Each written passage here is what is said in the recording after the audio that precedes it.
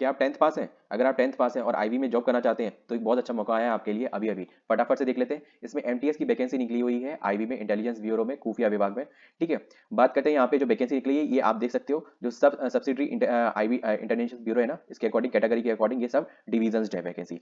ठीक है, तो टोटल वैकेंसी आपकी जो है वो 362 है।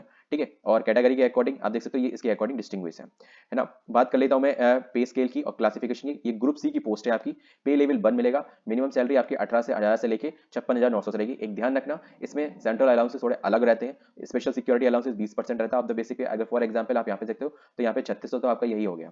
ठीक है, मतलब मिनिमम ये आपको 18,000 दिख रही है पर 18,000 मिलेगी नहीं आपको। ये आपकी सैलरी लगभग 30 के आसपास और 35 के बीच में पहुंच जाएगी। ठीक है, the cash compensation is to be live for the ceiling for the 30। Next बात करते हैं एसेंशियल क्वालिफिकेशन की। 10th पास चाहिए, किसी भी रिकॉग्नाइज्ड बोर्ड से होना चाहिए बस। यूपी बोर्ड, सीबीएसई बोर्ड से कोई मतलब नहीं है। The possession of the domicile certificate of the state that the against which can be applied for this. Form भरने की लास्ट डेट 14/12 है। ठीक है, एज की बात कर लेता हूँ, वो 18 से 25 के बीच में है और जो एज है वो 14/12 से कैलकुलेट की जाएगी। एज रिलैक्सेशन जो भी सेंट्रल के अकॉर्डिंग कैटेगरी आती है, बात कर लेते हैं एससी एसटी के लिए 5 साल का है और ओबीसी के लिए 3 साल का। और अगर आप कहीं सर्विस कर रहे हैं तो वो आपका 40 साल तक अलग अलग कैटेगरी के अकॉर्डिंग है ना। वो सब चीजें इसमें आप कंसिडरेबल कर सकते हैं। यहाँ पे एक जो बात आ रही थी कि आपका यहाँ पे रिकॉग्नाइज्ड वोट से क्या है, मतलब ये डोमिसाइल का इशू कैसे आ रहा है। ठीक है, तो आप कौन से कहने का मतलब ये है, जैसे कि फॉर एग्जांपल मैं आपको दिखा दूं। जैसे कि आप देख सकते हो, मैंने ये कहा था कि एसआईबी है, सब्सिट्यूट इंटीग्रेटेड आईबी है। तो यहाँ पे हर हर डिस्ट्रिक्ट का अलग अलग, हर रीजन का अलग अलग है। तो यहाँ पे लैंग्वेज बैरियर का इशू के कारण तो आपको ध्यान रखना पड़ेगा कि लैंग्वेज का इशू नहीं होना चाहिए, मतलब वहाँ की आपकी लोकल लैंग्वेज की नॉलेज होनी चाहिए। ठीक है, यहाँ पे साफ साफ लिखा हुआ है। और दूसरा ये है कि आपको स्टेट का डोमिसाइल होना चाहिए। फॉर एग्जाम्पल यूपी के कैंडिडेट है तो यूपी के कैंडिडेट के लिए कौन कौन सी वैकेंसी भर सकते हैं। ठीक है, ये भर सकते हैं ये वाली वैकेंसी।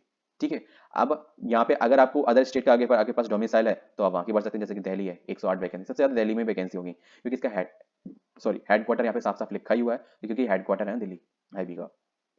तो यहाँ पे देख लिया आपने कि जिस भी स्टेट के अगेंस्ट आप वैकेंसी फाइल कर रहे हो तो वहाँ का उसके पास डोमिसाइल होना चाहिए। That's it. अगर आप किसी और स्टेट से अगर डालना चाहते हैं, दिल्ली से डालना चाहते हैं, तो आपके पास दिल्ली का डोमिसाइल है तो आप बनवा सकते हैं। अगर आपके फैमिली या फैमिली पे जैसे कि जो पैटर्नल साइड है वहाँ पे कोई अगर रह रहा है 6 महीने से ज़्यादा टाइम हो चुका है तो आप वहाँ का अपना डोमिसाइल बनवा सकते हैं, या आपकी वहाँ पे कोई प्रॉपर्टी हो तो। ठीक है, 6 महीने से ज़्यादा हो गया हो, ये चीज़ जरूर, ये पोजेशन देना जरूरी होता है। ठीक है, तभी आपका डोमिसाइल बनता है। फॉर्म भरने की लास्ट डेट 14/12 है, तो ध्यान रखना। ओबीसी, एससी, एसटी, ईडब्ल्यूएस और एक्स सर्विसमैन और पीडब्ल्यूडी, एक चीज ध्यान रखें, आपका सेंट्रल का सर्टिफिकेट ही वैलिड होगा, अदर स्टेट का सर्टिफिकेट वैलिड नहीं होगा यहाँ पे। ठीक है, बात ये डोमिसाइल की मैंने बात केवल इस सेंस से वो एक तरीके से इसी यही पर्पस है कि आप केवल एक ही रीजन में डाल पाएं। दूसरा लैंग्वेज बैरियर रहता है बस, और कोई इशू नहीं रहता। पर इसलिए सीधा सीधा कर लेते हैं मल्टीटास्किंग। और अच्छी बात यह है कि आपको कहीं दूर भागने की जरूरत नहीं, आप अपने स्टेट में रह सकते हो, अपने घर में रह के काम कर सकते हो। ठीक है, बात करते हैं आपका एग्जामिनेशन एंड स्कीम का। एग्जामिनेशन का पैटर्न क्या रहेगा, पेपर का मोड ऑफ एक्शन मोड क्या रहेगा। ठीक है, तो सर्विस लाइबिलिटी है ना, वो ऑल इंडिया ट्रांसफर कहीं पे भी हो सकता है। Therefore the candidate willing to serve anywhere in the India only need to apply. ठीक है, कहने का मतलब ये इन्होंने कहा कि सर्विस हम ऑल इंडिया कर सकते हैं, लेकिन हाँ एक बात बहुत लोगों के आपके दिमाग में आ रही है कि अगर सर्विस ऑल इंडिया है तो फिर मतलब हमको बैरियर क्यों है कि मतलब हम इसी रीजन से डाल सकते हैं। अब जो है सो है सामने। बात करें तो पेपर आपका कैसा रहेगा। पेपर देखो दो स्टेज में रहेगा, 3 स्टेज में रहेगा। अच्छा, पेपर आपको 2 स्टेज में रहेगा। वो आईवी इंटेलिजेंस की जो वैकेंसी आती है उसमें 3 स्टेज का रहता है। ठीक है, तो इसमें 2 स्टेज में रहेगा। टायर 1 में आपका जो है जनरल अवेयरनेस, क्वांटिट्यूड, रीजनिंग और जनरल इंग्लिश। 100 क्वेश्चन आएंगे, 100 नंबर के आएंगे, 1 घंटे का पेपर होगा। ठीक है, 40 जनरल अवेयरनेस के आएंगे। ठीक है, 20 क्वांट, रीजनिंग एंड इंग्लिश के आएंगे। 1/4 की निगेटिव मार्किंग होगी, क्लियर कट हो गया। 4 हिस्सों में आपका ये सिलेबस बढ़ गया। फिर इसके बाद जब आप ये क्लियर कर लेंगे फिर उसके बाद आपका एक डिस्क्रिप्टिव पेपर होगा, descriptive test on English language comprehension, जिसमें कि आपकी बेसिक नॉलेज देखी जाएगी इंग्लिश की, वोकैब, करेक्ट ग्रामर स्ट्रक्चर। ठीक है, सिनोनिम एंटोनिम्स आएंगे। ठीक है, and correct the usage of it. ठीक है, to text the comprehension paragraph writing in 150 word, ये सब चीजें आपको कराएगा। Tier 2 examination will be a qualifying for the qualifying marks is 20। ये 50 नंबर का पेपर होगा। ये 50 क्वेश्चन आएंगे या फिर 50 नंबर का पेपर होगा। आपको 50 क्वेश्चन तो नहीं आएंगे ऑब्वियसली, और इसमें आपको मिनिमम क्वालिफाइंग मार्क्स 20 नंबर है। ठीक है, एक चीज ध्यान रखना, अगर आपने ध्यान हो 10th में जो अपना ग्रामर का पोर्शन आता था ना, ठीक है, कि वो ऐसे राइटिंग करना है, लेटर राइटिंग करना है, ठीक है, सिनोनिम एंटोनिम्स, सेंटेंस करेक्ट करना है, चेंज करना है, ठीक है, ट्रांसलेट करना है, तो ये सब चीजें इसमें कराएगा। ठीक है, इसका सिलेबस जैसी सटीक मेरे पास एक रखा हुआ है क्योंकि मैंने पहले एक बार डाला हुआ था इसमें। ठीक है, तो वो अगर आपको चाहिए तो कमेंट बॉक्स में बता देना। बाकी अभी टायर 1 करो, टायर 2 का जब आएगा तब मैं बता दूंगा। 1 घंटे का पेपर ये भी होगा। तो ये 2 स्टेजेस रहेंगे। ऑल ओवर देखो, आप देख सकते हो सेंटर कहाँ कहाँ जा सकते हैं आपके स्टेट के अकॉर्डिंग। जैसे आप देखते हो यूपी में ये इतनी जगह है सेंटर आएंगे। ठीक है, अगर फॉरम में सेंटर भरने का मौका मिले तो ऑब्वियसली आप अपना प्रेफरेंस नियर अबाउट ही भरना।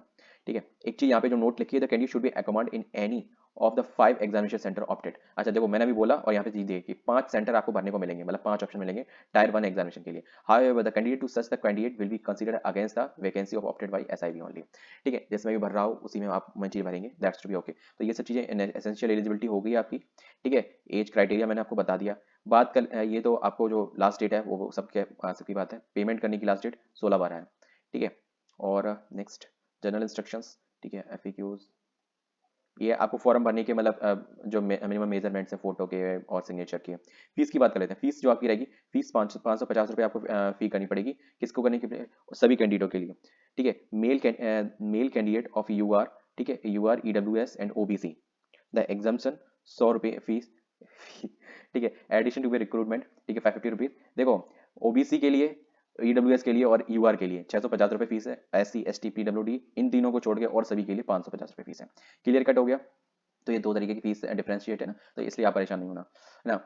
और क्या करना, हाँ एससी एसटी वाले और पीडब्ल्यूडी वाले ध्यान रखें, जिनकी ये जो 100 रुपये फीस 550 रुपये फीस लग रही है, वो अपने ही कार्ड से पेमेंट करें, क्योंकि हो सकता है आपकी जो फीस है वो रिवर्स हो जाए, मतलब after the appear in examination या फिर clear in the examination. Mode of payment online है, ऑफलाइन चालान के थ्रू, किसी थ्रू भी आप कर सकते हो। ठीक है, अगर आप मोस्टली ऐसा देखा गया कि अगर आप चालान के थ्रू करते हो तो जो पेमेंट अगर रिवर्स आता है शायद वो चेक के थ्रू आता है। एक आया था पर कैश नहीं करा पाया था, कोविड टाइम था इसलिए। ठीक है, तो क्लोज डेट तो मैंने आपको बता दी, और कुछ ऐसा इसमें रह नहीं गया है। ठीक है, बाकी कुछ अगर अपडेट होगी तो मैं आपको बता दूंगा। मिलते हैं नेक्स्ट वीडियो में किसी और के साथ। जय हिंद।